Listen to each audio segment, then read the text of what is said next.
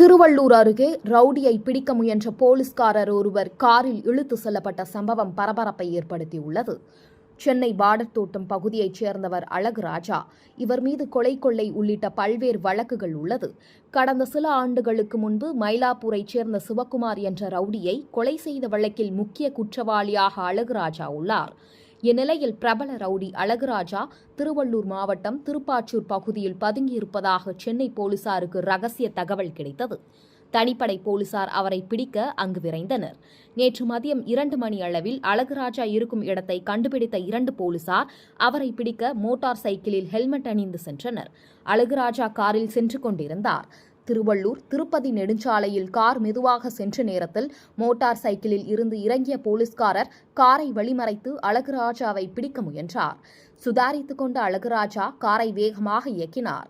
இந்நிலையில் உயிரை பணயம் வைத்து போலீஸ்காரர் காரின் பக்கவாட்டில் தொங்கியபடி சென்றார். மற்றொரு போலீஸ்காரர் மோட்டார் சைக்கிளில் அவரை பின்தொடர்ந்தார். ஒரு கட்டத்தில் தனது பிடியை விட்ட போலீஸ்காரர் சாலையில் விழுந்தார்.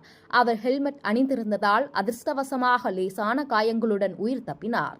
சினிமா பாணியில் நடந்த இந்த காட்சிகள் வாகன ஓட்டிகள் மற்றும் அவ்வழியாக சென்ற பொதுமக்கள் இடையே அதிர்ச்சியை ஏற்படுத்தியுள்ளது.